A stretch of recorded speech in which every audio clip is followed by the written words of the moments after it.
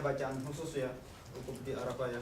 Tetapi bacaan yang sering dibaca oleh Rasulullah pada hari itu ya memperbanyak ya la ilaha illallah wahdahu la syarikalah lahul mulku wa lahul hamdu wa huwa ala kulli syai'in qadir ya.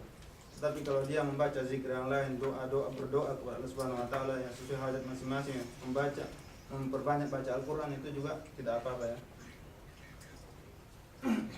Itu apa namanya? Di Arafah ya. Muzdalifah juga seperti itu ya. Muzdalifah kita tadi sudah sebutkan ya. Lalu apa namanya? Melontar jumrah ya.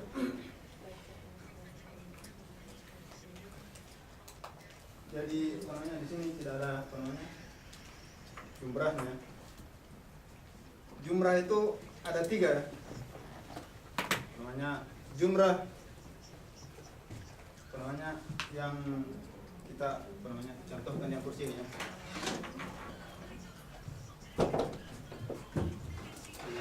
Yaitu muka ya, di situ ada apa jadi muka ya.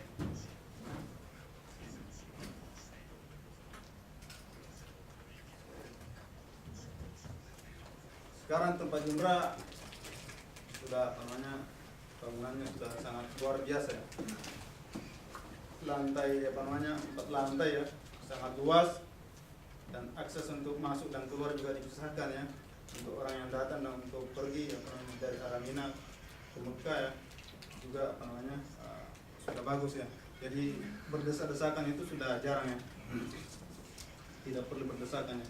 Juga tiangnya sudah apa namanya sangat besar ya. Karena dulu mungkin ya, setengah meter namanya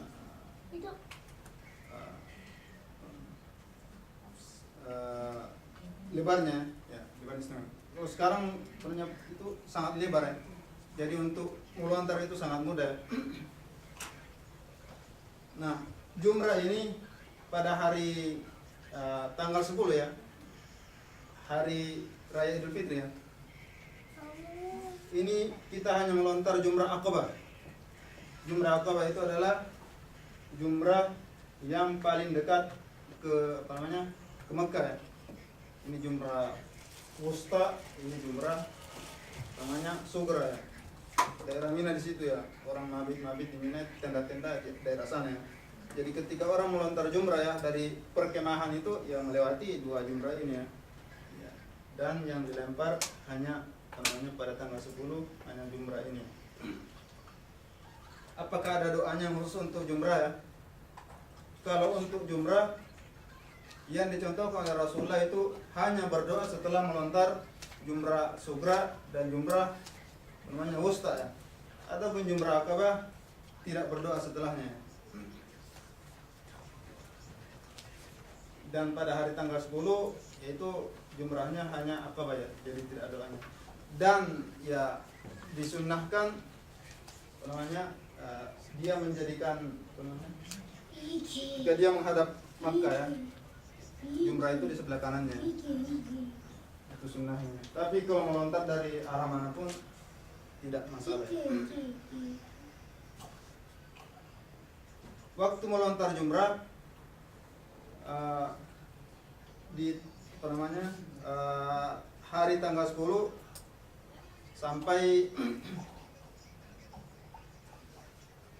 sampai terbenam matahari. Itu namanya masuk tanggal 11 kan ya. Kalau tanggal terbenam matahari ya. Sebenarnya awal melontar jumrah itu sebenarnya dari tengah malam ya. Tengah malam tanggal 10. Itu sudah dibolehkan melontar jumrah. Makanya pada apa namanya jam segitu ya, bahkan ada yang sebelum tengah malam ini sebenarnya tidak boleh ya. Setelah tengah malam ya, itu sebenarnya kasusnya dulu ya hanya diperbolehkan bagi orang-orang perempuan ya, wanita, orang-orang yang lemah ya, orang-orang sakit ya, untuk supaya sebelumnya ramai mereka melontar duluan ya, melontar dahulu ya. Sekarang dikondisikan ya untuk kapan pun ya itu namanya safe ya bagi orang yang bahkan untuk orang sakit ya. Untuk orang pakai kursi roda melontar juga namanya safe sebenarnya. Jadi waktu melontar jumrah tanggal 10 itu dari mulai namanya tengah malam ya. Tengah malam artinya apa ya? Antara maghrib dan subuh bagi 2. Jadi kita tidak mengatakan tengah malam itu jam 12 atau jam 1, jam 2, tidak ada seperti itu ya. Tengah malam dalam istilah fikih itu antara maghrib terbenam matahari sampai terbit fajar ya. Itu dibagi dua ya. Itu sampai terbenam matahari. Setelah tanggal 10 dia kembali mabit. Seperti yang saya katakan tadi, mabit itu adalah wajib haji ya. Sampai ingin lebih enak mungkin mabit di hotel misalnya. Padahal itu di luar daerah Mina misalnya. Sebenarnya boleh saja ya. Boleh saja asalkan ya dia bisa berada ya ketika sebelum matahari terbenam sampai tengah malam. Mungkin nongkrong di sekitar tempat jumrah ya. Setelah tengah malam melontar jumrah ya. Lalu kembali ke Mina ya. Apalagi kasus ya, saya tidak tahu yang travel ya. Sekarang itu ya hotelnya itu dekat ke tempat jumrah ya. Walaupun dekat tapi dia di luar Mina. Mungkin hotel itu lebih dekat daripada tenda ya. Tenda itu biasanya jalan 3 kilo. 3 kilo ya. Di ujungnya, karena sebenarnya Jumrah Akabah itu di ujung Mina ya. Dan tenda untuk Asia Tenggara itu di ujung sebelah sananya, berbatasan dengan Musdalifah ya. Jadi sangat panjang. Ada daerah di sini namanya daerah Azizia ya. Sebenarnya lebih dekat ya daripada daerah tenda. Tapi ini bukan daerah Mina ya. Jadi ada sebagian orang ya lebih mengambil ya nginap di hotel ya. Lalu malam masuk malam ya, masuk ke daerah Mina ya, menunggu sampai tengah malam lalu melontar jumrah ya. Setelah itu keluar lagi. Dia sudah mabit, sudah melontar jumrah ya. Tidak masalah seperti itu. Mabit dan melontar jumrah itu seperti saya tadi katakan pilihannya ada dua kan. Bisa dari tanggal sampai tanggal 13 ya. Di dalam surat Al-Baqarah dikatakan seperti itu kan. Wazkurullaha fi ayamin ma'dudat ya. Faman ta'ajjala fi yawmaini fala itsma alaihi wa man ta'akhkhara fala itsma alaihi. Sama ya. Ini tidak ada isim, tidak ada dosa. Ini juga tidak ada dosa, la itsma alaihi. Sama ya. Baik itu dia 2 hari melontar jumrah ya, ataupun 3 hari ditambah dengan tanggal 10 ya, ataupun sampai tanggal 13 ya. Ini istilahnya dalam istilah fikih ada namanya nafar awal, nafar tsani. Nafar awal itu hanya melontar jumrah sampai tanggal 12 Dzulhijjah ya. Kalau nafar tsani melontar penuh ya, full ya, sampai tanggal 13 ya. Itu boleh dipilih ya. Tapi seperti yang saya katakan tadi, ketika di tanggal 12 itu sudah terbenam matahari, dia tidak boleh keluar ya. Karena dia sudah dikatakan sudah mulai mabit di Mina ya. Kecuali misalnya ini sering terjadi ya. Tanggal 12 itu bis datang untuk mengantar ke Mekah. Di perjalanan masih di dalam daerah Mina, entah putar-putar ya karena saking ramainya ya. Itu bus itu berjalan pelan-pelan sekali kan ya. Sampai matahari terbenam masih berada di daerah Mina ya. Apakah dia harus kembali ke tenda atau tidak? Ya, dalam kondisi ini ya, ini bukan pilihan sebenarnya ya. Tidak ada pilihan. Itu memang kondisi seperti itu sangat padat ya, merayap ya, dilanjutkan perjalanannya ke Mekah. Tidak usah lagi kembali ke Mina. Walaupun dia masih berada di Mina pada hari itu ya, di dalam bis ya, karena terjebak kemacetan ya. Adapun karena orang pilihannya dia bisa keluar, dia bisa tinggal di Mina, dia masih berada di Mina padahal dia bisa keluar ya dengan berjalan kaki ya. Itu ini yang dimaksud ya. Dia harus menginap sampai tanggal 13 untuk nafar tsani ya. Ya mungkin setelah melontar jumrah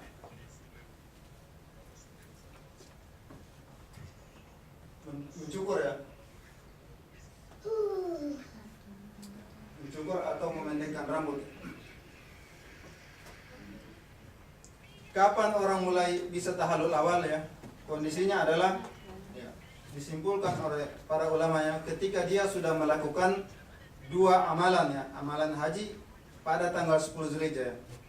Apa amalan haji yang kita misalnya lakukan? Amalan haji tanggal 10 Zulhijjah itu apa saja yang bisa dilakukan ya? Itu ada melontar jumrah ya. Jumrah apa Pak ya? Tawaf ifadah. Lalu menyembelih kambing ya, ataupun sapi ya. Ini 3 amalan ya. Kita ya yang sudah melontar jumrah dan hukumnya ya, dan ketika kita beli kupon ya, itu biasa diyakinkan bahwasanya ini dipotong pada tanggal 10 Zulhijjah. Ya, 10 Zulhijjah itu kita dalam kondisi sudah menyembelih ya, dan dengan melaksanakan 2 ibadah ini ya, tidak perlu menunggu tawaf ifadah, kita sudah bisa tahallul pertama ya, tahallul awal ya. Tahallul awal yang tadi dalam kondisi tahallul, tapi semua larangan tidak semua larangan bisa dilakukan ya. Dari satu tadi ya, larangan yang lainnya bisa dilakukan ya. Setelah tawaf ifadah ya, melaksanakan 3 amalan ini ya, itu baru dikatakan full tahallul ya, tahallul tsani ya. Ada yang sering bertanya, apakah dalam tahallul 2 tahallul ini masing-masing harus mencukur ya? Karena kadang-kadang ada orang memikir bahwasanya tahallul itu mencukur ya. Itu sering jadi pertanyaan. Sudah tahallul belum ya? Padahal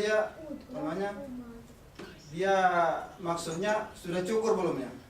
Cukur dan tahallul dalam bahasa Arabnya berbeda kan.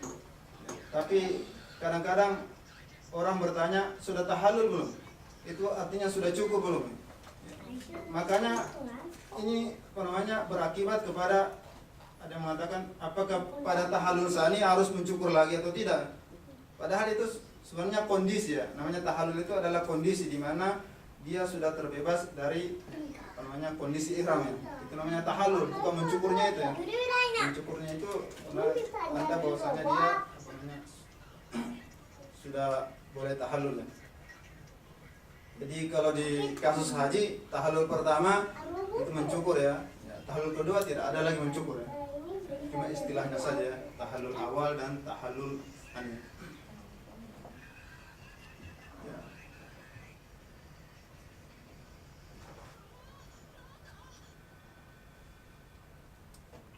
Jadi itu tadi ya, rukun-rukun haji ya, sudah sampai tawaf ifadah ya, terus amalan-amalan wajib haji ya.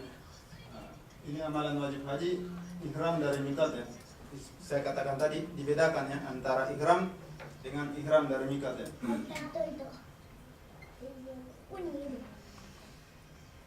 Wukuf sampai terbenam matahari bagi yang mulai wukuf di siang hari ya. Mabit di Muzdalifah malam tanggal 10 Zulhijjah ya. Mabit di Mina malam hari tasyrik ya. Melontar jumrah, dicukur, memendekkan rambut ya. Dan tawaf wada, ini semua adalah amalan wajib haji ya, yang mana jika tidak bisa dilakukan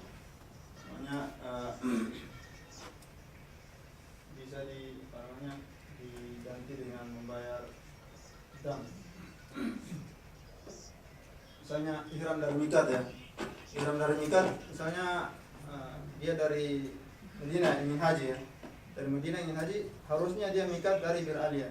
Tapi sudah lewat Bir Ali ya, dia belum ihram ya. Apa yang dia harus lakukan? Ada 2 pilihannya. Dia ihram dari tempatnya setelah lewat itu, tapi dia harus bayar denda, atau dia kembali ke ke Bir Ali ya, tanpa harus bayar denda. Kalau Ibnu Abbas ya merintahkan mereka itu yang lewat lewat miqat harus kembali ke miqat untuk miqat dari ihram.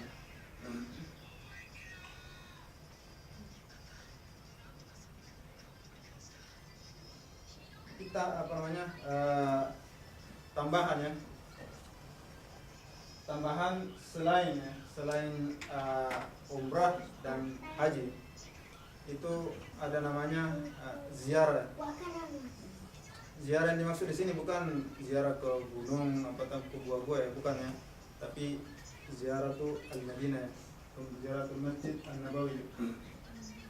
Itu sekarang di buku-buku yang yang dikarang kebanyakan seperti itu ya, fikih haji, umrah dan ziarah. Memang orang pergi haji atau umrah itu tidak lengkap ya, rasanya tidak lengkap ya kalau tidak pergi ke Madinah. Padahal itu sebenarnya bukan termasuk kewajibannya. Dan hadis-hadis yang mengatakan bahwasanya jika dia tidak pergi berziarah ataupun tidak melakukan kunjungan ke Madinah, maka nilai hajinya berkurang, itu tidak ada yang bisa dipertanggungjawabkan dari situ ya. Hajinya lain, haji sesuai dengan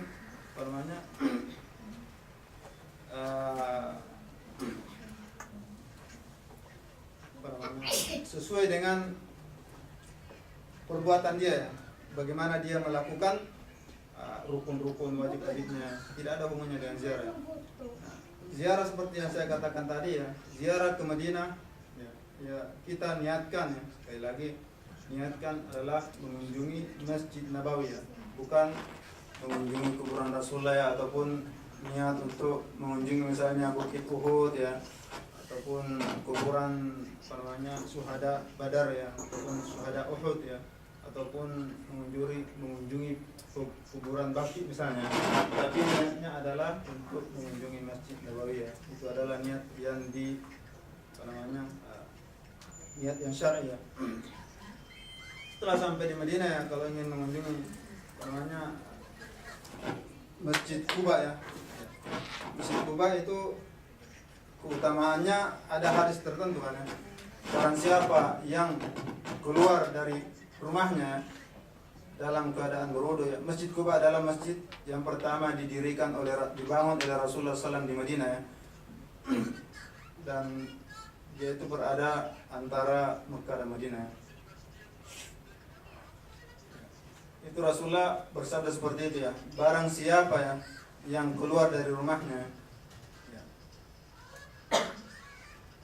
dalam keadaan berwudu ya, lalu pergi ke Quba dan melakukan sholat di sana ya, baik itu sholat wajib maupun sholat sunat, maka dia pahalanya seperti umrah bersamaku ya. Pahalanya seperti pahala umrah. Tapi ketika kita mau ke Madinah itu sebenarnya ya kita tidak menyiapkan untuk pergi ke Quba ya. Mengkhususkan misalnya saya mau ke Madinah karena ingin pergi ke Quba ya, tapi mengkhususkan untuk pergi mengunjungi Masjid Rasul ya. Nah, nanti setelah di Madinah baru hal-hal tersebut itu diniatkan ya. Karena ingin mengunjungi Masjid Quba ya, lalu ingin ziarah ke makam Uhud ataupun ziarah ke kuburan Baqi ya, ataupun ziarah ke kuburan Rasulullah SAW. Dan hal yang paling utama juga ya, di dalam Masjid Nabawi. Dalam Masjid Nabawi itu ada yang namanya Raudah ya. Raudah ini menurut hadis Rasulullah SAW ya adalah Raudatun ada tempat di antara rumahku ya, katakan kamarku ya, karena rumah Rasulullah sebenarnya sebesar kamar saja ya, tidak luas ya. Antara kamarku ya dan mimbarku ya, itu adalah Raudatun min Riyadil Jinan ya. Adalah taman ya, di antara taman surga. Di situ salah satu tempat namanya doa mustajab ya, doa mustajab, dan memang tidak terlalu luas ya. Ya kadang-kadang orang berdesak-desakan untuk masuk di situ ya. Ya kalau bisa sholat di situ, ya, alhamdulillah. Kalau tidak bisa ya juga tidak boleh dipaksakan ya. Dan sekarang itu ada waktu-waktu tertentu ya bagi perempuan juga ya, karena untuk masuk ke Raudah itu juga termasuk hak perempuan ya. Makanya dikasih juga waktu-waktu tertentu ya, itu yang bisa masuk hanya perempuan ya. Dari ke makam ya, makam istri ya, tidak bisa sama sekali ya ke makam Rasulullah itu perempuan ya. Jadi itu yang hal yang dilakukan ketika berziarah ke Madinah ya. Jadi kita sudah haji, sudah umrah ya, sudah ziarah ya. Namun biasanya juga ya orang kadang-kadang ya mendahulukan ziarah lalu baru melakukan umrah dan haji ya. Seperti kalau jamaah haji Indonesia namanya gelombang pertama ya, jamaah haji Indonesia itu dibagi dua gelombang ya. Gelombang pertama adalah gelombang yang mereka mendahulukan Madinah lalu ke Mekah ya. Lalu gelombang kedua mereka ke Mekah dulu baru ke Madinah ya. Jadi melihat kondisi masing-masingnya, kapan dia sampai di Saudi ya. Dan sebenarnya lebih bagus ya kalau ke Madinah dulu ya, karena itu ketika kita ihram kita lebih lebih santai ya. Tidak sama ketika kita kita mau ke Mekah ya. Ya karena ada perbedaan pendapat ya. Sangat sekarang apakah Jeddah itu termasuk mikat atau tidak ya? Kalau MUI itu sejak tahun berapa 80-an yang sudah mengatakan bahwasanya Jeddah itu termasuk mikat ya. Tapi itu kan banyak bantahan dari ulama ya. Itu tidak termasuk mikat ya, dengan banyak alasannya. Karena yang bisa dijadikan mikat itu sebenarnya adalah ya, antara dua mikat ya, itu bisa digaris garis lurus antara dua mikat ya, itu bisa dijadikan mikat ya. Antara Yalamlam dengan Qarnul Manazil ya, tarik garis lurus ya, daerah-daerah itu bisa dijadikan mikat ya. Sementara Jeddah ini ya ketika tarik garis lurus antara Al-Juhfa ya, misalnya Rabit ke Yalamlam, itu tidak termasuk. Namun kalau ada yang mikat dari Jeddah ya, kita juga tidak bisa mengatakan haji kamu tak sempurna ya, ataupun telah meninggalkan salah satu wajib haji ya. Karena memang ada ulama yang mengatakan bisa mikat dari Jeddah ya. Makanya kalau datang ke Mekah ya, terlebih dahulu biasanya ya, untuk lebih amannya kita itu disuruh ihram dari pesawat ya. Ketika sudah mau memasuki daerah mikat ya, ada pengumuman dari pesawat ya, sebentar lagi kita akan, itu cepat sekali kan pesawat cepat ya. Jadi sebelum itu sudah siap-siap ya, siap-siap memakai pakaian ihram ya, tinggal melafazkan itu tadi ya, labbaik Allahumma umrah saja sebelum masuk daerah mikat ya. Ini bedanya kalau ke Madinah dulu. Ke Madinah dulu ya kita lewat darat dan bisa ihram dengan santai ya. Bisa dikatakan santai dari Zulhulaifah ya, tempat ihramnya Rasulullah SAW ketika melaksanakan haji wada ya, bersama para sahabat. Ini sih yang bisa saya sampaikan ya. Lebih dan kurangnya mohon maaf kalau ada kesalahan. Itu semata dari saya. Jika ada kebenaran maka itu semata dari Allah Subhanahu wa taala. Subhanallahumma wa bihamdik, la ilaha illa anta, astaghfiruka wa atubu ilaik.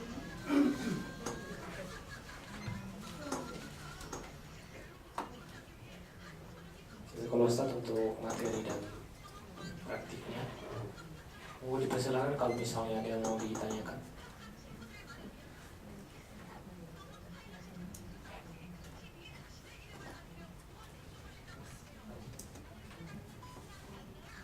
Assalamualaikum warahmatullahi wabarakatuh.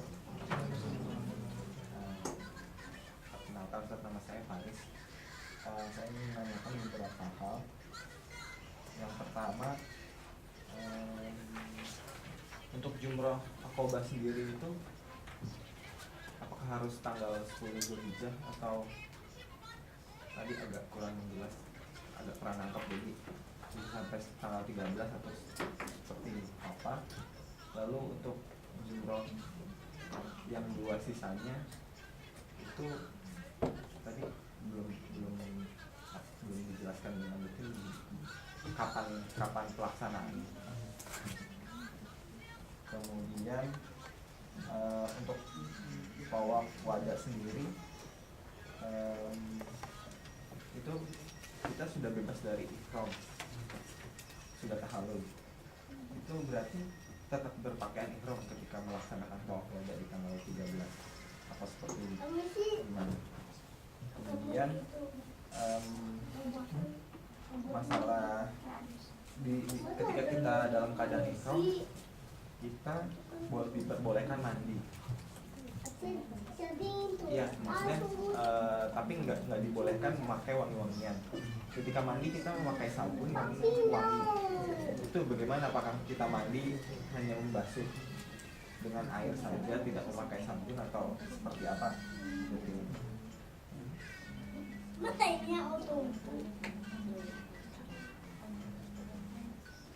Ya, jadi ini ya, tanggal 10 waktu melontar jumrah saya tadi sudah katakan bahwasanya awal bolehnya melontar jumrah itu dari tengah malam ya. Tengah malam ketika orang mabit di Musdalifah ya, lewat tengah malam ya. Lewat tengah malam itu sudah dibolehkan untuk melontar jumrah ya. Sampai matahari terbenam di tanggal 10 ya. Namun untuk jumrah yang kedua ya, jumrah yang kedua di hari tanggal 11 ya, 11, 12, 13 ya, ataupun jumrah hari-hari tasyrik ya. Dan jumrah yang dilempar di sini adalah 3 jumrah. Jumrah mulai dari jumrah kecil, jumrah tengah, lalu jumrah besar ya. Jumrah subra, wusta, dan kubra ya, ketiga-tiganya. Ini mulai dari matahari tergelincir ya, mulai salat zuhur. Ya, tapi pemerintah Saudi ini ada juga ulama yang membolehkan melontar jumrah sebelum itu ya. Karena melontar jumrah sekarang dijata-jata ya. Dijata, misalnya dari sekarang ada namanya muassasah. Muassasah itu ya kelompok besar dari Asia Tenggara, ada dari Eropa, Australia, lalu ada Amerika, lalu ada dari Afrika, lalu Arab, negara-negara Arab ya. Itu dijata semuanya. Ada yang diberi jatah melontar sebelum waktu zuhur. Ini mereka banyak menanyakan ya. Banyak yang melanggar ya. Ulama-ulama Saudi mengatakan bahwasanya waktu melontar jumrah tanggal 11, 12, 13 itu harusnya setelah matahari tergelincir ya, atau pada waktu salat zuhur ya. Tapi ini kita diberi jatah sebelum salat zuhur harus melontar ya. Jadi ada perbedaan pendapat di situ ya. Ada yang membolehkan melontar jumrah dari terbit matahari ya, ataupun terbit fajar ya. Terbit fajar di tanggal hari itu ya, tanggal 11 ya, sampai tengah malam. Itu waktu melontar jumrahnya. Tapi yang jumhur ulama ya mengatakan bahwasanya kalau bisa ya melontar jumrah sebelum setelah matahari tergelincir ya, pada mulai waktu zuhur sampai matahari terbenam. Tapi waktu keluasannya itu sampai tengah malam. Itu tanggal 11, 12 dan 13. Lalu untuk tawaf, tadi pertanyaan tawaf wada ya? Iya. Tawaf wada itu tidak pakai pakaian ihram lagi ya, dan memang sudah tidak dalam kondisi ihram. Adapun ada orang yang tawaf wada dalam kondisi ihram ya, mungkin macam-macam alasannya. Mungkin dia setelah tawaf ifadah ya, lalu sa'i, lalu tawaf wada ya, hanya pakaiannya saja, tapi dia dalam kondisi tidak ihram lagi. Ataupun memang dia belum mencukur ya, dan dia belum tahallul ya. Itu kalau belum mencukur berarti dia belum tahallul ya, walaupun dia bisa melepaskan ihram, sudah waktunya untuk bertahallul ya, tapi dia belum mencukur ya, dia tidak bisa dikatakan dia tahallul ya. Dia dalam kondisi tahallul ya, dia masih harus memakai pakaian ihram. Itu kalau ada misalnya kita melihat ini tawaf wada tuh kok masih pakaian ihram ya, itu mungkin kondisinya macam-macam ya. Tapi umumnya ya, tawaf ifadah ya ataupun dan tawaf wada itu tidak dalam kondisi ihram. Dan Rasulullah SAW itu tahallul setelah apa? Setelah namanya memotong sembelihan setelah melontar jumrah ya. Sebelum tawaf ifadah, sebelum pergi tawaf ifadah sudah ganti pakaian ya, bukan pakaian ihram lagi ya, sudah mandi, sudah wangi-wangian ya, lalu pergi tawaf ifadah ya. Tawaf ifadah dalam kondisi pakaian bebas ya. Itu Rasulullah SAW ya.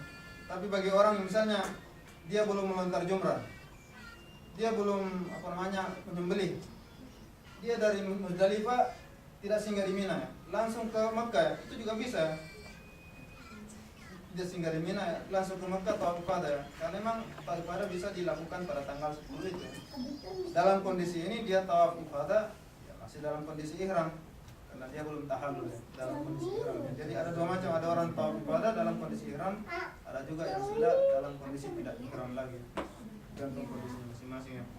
Dan memajukan dan mengakhirkan amalan pada tanggal 10 itu yang banyak ditanyakan oleh para sahabat pada hari haji wada ya.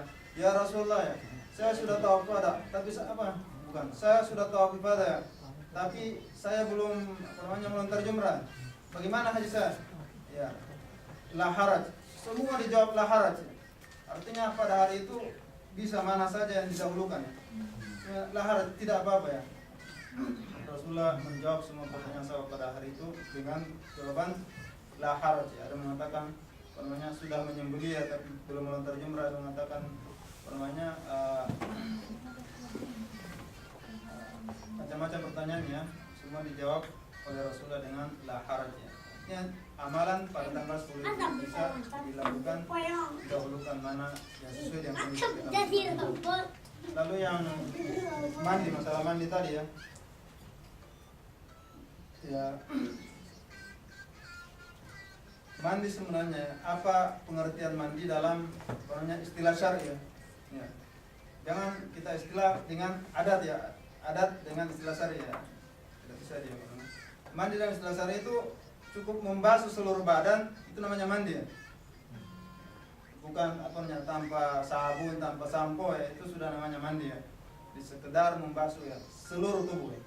Ya, seluruh tubuh itu namanya mandi.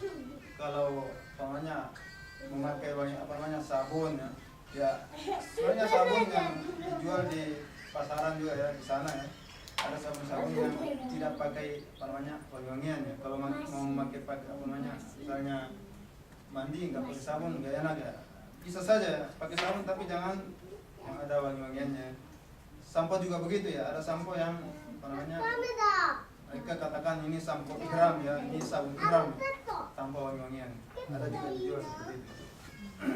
Jadi yang namanya mandi ya, bisa pakai sabun atau tidak ya, tergantung dia. Tapi yang jelas jangan sampai memakai wangi-wangian.